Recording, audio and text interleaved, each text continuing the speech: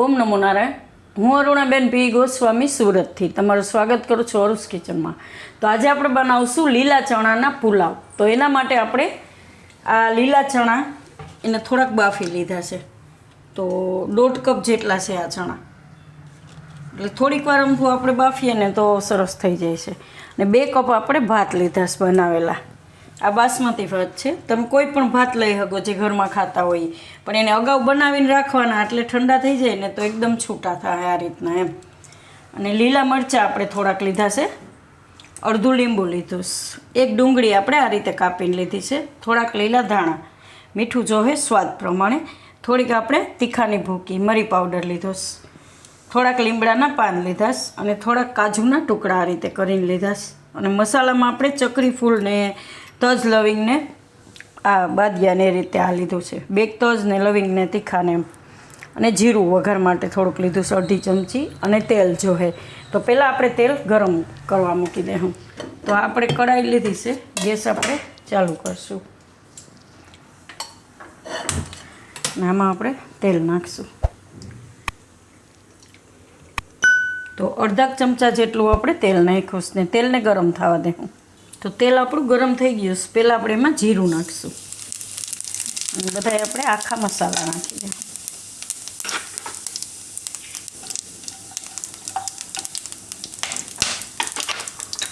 અને મરચાં લીલા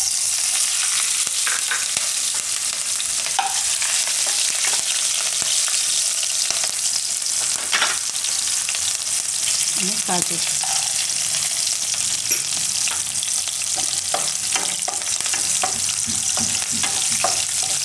થોડીક વાર તેલમાં કાજુને આ રીતના થવા દેવાના, ગોલ્ડન સેજ કલર આવે એવા, આ રીતના એકદમ નહીં કાળા પડવા દેવાના, આ રીતના થવા દેવાના. હવે લીમડો નાખીશું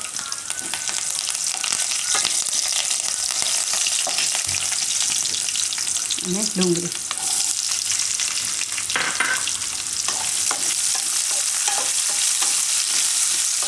ડુંગળી આ રીતે તમે રફલી કાપશો ને તો એકદમ આ છૂટી પડી જાય ને એટલે સરસ પાતળી પાતળી થઈ જાય આ રીતે.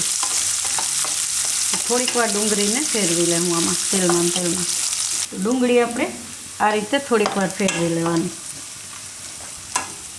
હવે આપણે નાખી દઈએ ચણા લીલા.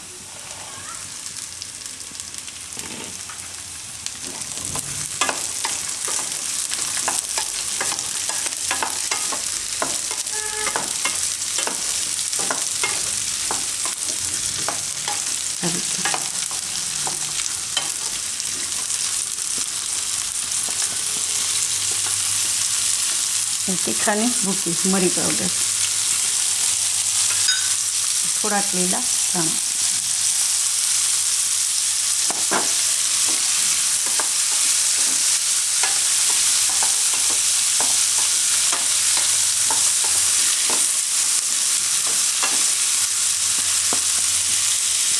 મીઠું નાખી દઉં સ્વાદ પ્રમાણે.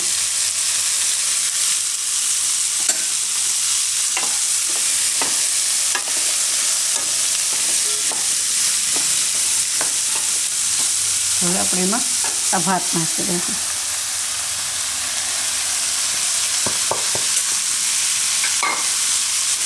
અને મિક્સ કરી લઈશું.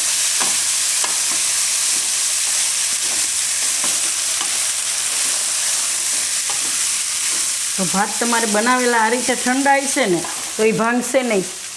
ગરમ હશે ને તો ભાંગવાની શક્યતા રહે, પણ ઠંડા થઈ ગયેલા હોય ને એટલે ભાંગે નહીં. આ રીતે મિક્સ કરી લેવાનું.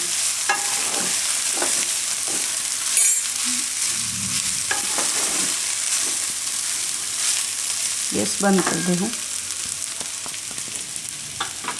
આમાં આપણે લીંબુ નાખી દઈશું.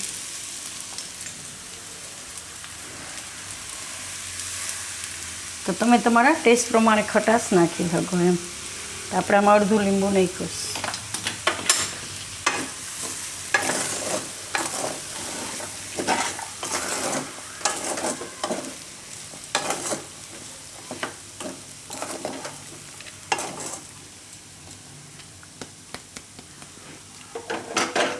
થોડાક ધાણા હજી નાખી દેવા.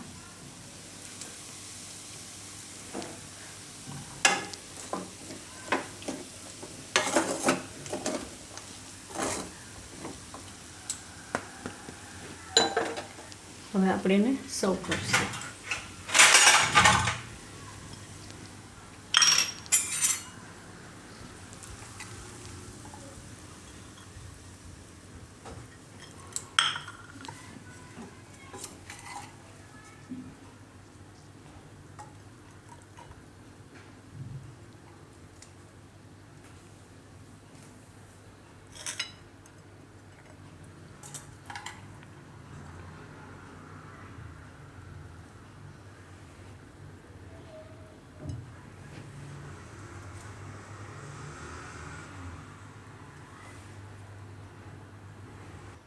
તો તૈયાર છે આપણા લીલા ચણાના પુલાવ.